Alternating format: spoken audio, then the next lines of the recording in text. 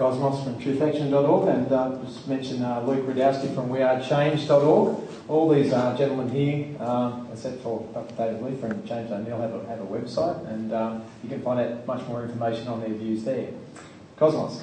So as far as getting this information circulating within academia, I definitely second what Luke said, but I'd add, instead of just handing the flyers, actually printing out these papers, such as the active thermitic paper and some of the others from the scholars' website, and also not just putting it in their mailbox, but actually delivering it to them in person. I think it makes a big difference to hand it to them. But just go to the local universities and actually just go through the list and deliver it to all the appropriate faculty. That's what they wrote the paper for, to get these ideas to gain currency. So we have to do the job of delivering it to the appropriate people. And one-on-one, I think, is the best way. As far as the media goes, the truth behind 9/11 is definitely one of, if not the most important topics in the world, considering all the changes that 9/11 has brought to us. And it's also the most censored topic, all the way from the top of the so-called mainstream corporate media down to the so-called independent media, which we find is often funded by foundations and having other control mechanisms involved in controlling the flow of information. So it's a real blackout, as probably everyone here has noticed. About 2 years ago, I issued a call for 9/11 activists all over the world to demonstrate outside of media headquarters all over the world at the same time. And a lot of people did that. And it met with some really successful results. And in fact, people are still doing it. It caught on. And I think it's a great thing to do. It's one way to approach it, because basically it is a blockade. It's a blackout. So we would go, and we go to the local corporate. We went to ABC, Fox, etc., the local Hearst papers. And a lot of us in a lot of different areas got good results. We even got like some real fluffy puff pieces on us. You know, these people are saying there's something wrong with 9/11. And of course the media, they tend to want to focus more on the activists who are saying there's a problem than actually getting into the information, but still it did bring an awareness. And I think that's one tactic that is still got a lot of life into it. If you haven't done it in your local area, you should try it out.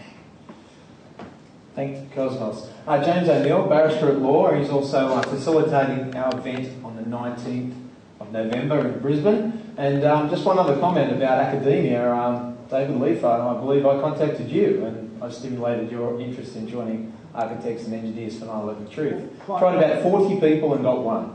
So we find the ratio is about 100 to 1. Yeah, so but we were lucky, because Sydney's obviously a great place. James. Thanks, John. I think there's a distinction between getting academics to know about something and getting them to do something. I suspect that the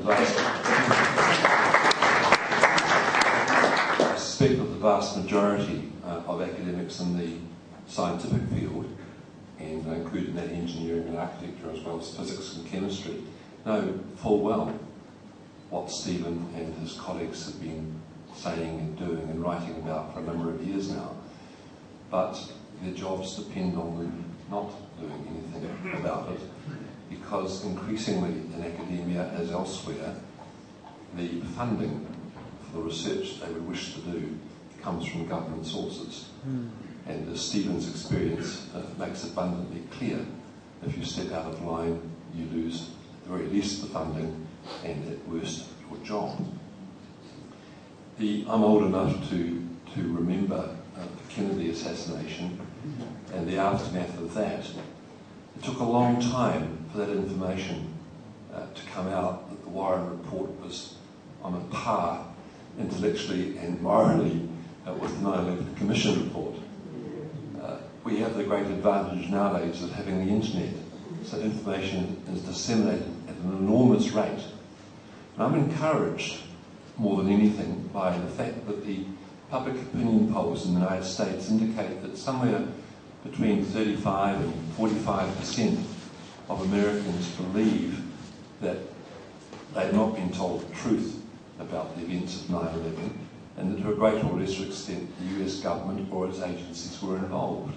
Now, if you can achieve that high a percentage in the face of a media blackout in the mainstream, radio, television, newspapers and so on, and the movies, all owned by the same companies that also have close links with the so-called defence industries, that's an enormous achievement. And I'm not discouraged by the fact, I don't say it's only 40% of Americans believe that the true story, that the official story is not true. I think that's great, and that's the base upon which to build.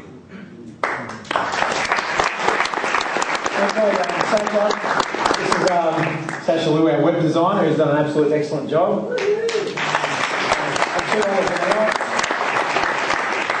We kept him fed just. If people would like to ask some questions, that they line up to the left of Sasha as you look at him. If you want to ask the panel some questions about the evidence of controlled demolition and how we get the information out there.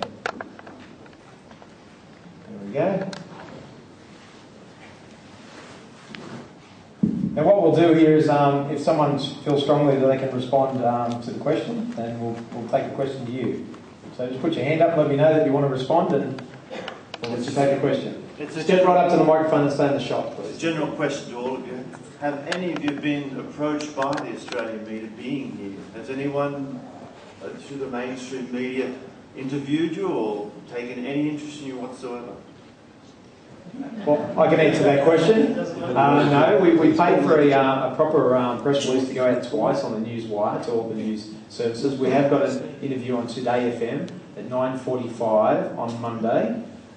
We do possibly have an interview on 2GB with Brian Wilshire early next week as well, but not with any of the speakers.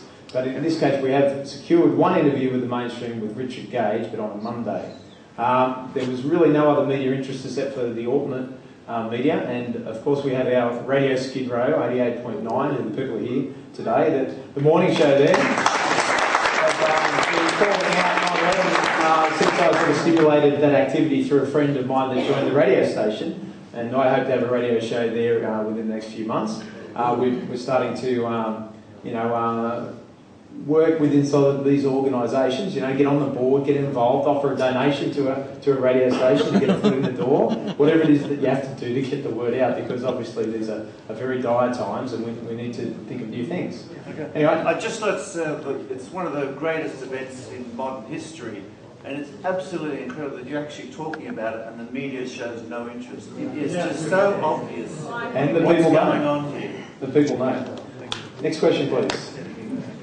My question is just a general question to the panel. Whenever I bring up the topic of controlled demolition to other people, they always say, how can this happen? How can this be such a massive operation with so many people involved? Can you touch a little bit on the topic of, say, compartmentalisation, how something like this can be carried off with such secrecy? Okay, who'd like to take that one? All right, one thing I bring up, and whenever I talk to people, I don't like to bring up controlled demolitions first, because when a person doesn't know anything about this, bringing that up, it just scares them away, kind of. But when I get into that talk of controlled demolition, you look at history. When you look at history, you pretty much see what happened before, and it's repeating itself. The Manhattan Project. The Manhattan Project included around 100,000 individuals, none of which knew what they were working for. They were, as you said, broken down and not knowing what they were doing. So that's one thing I bring up.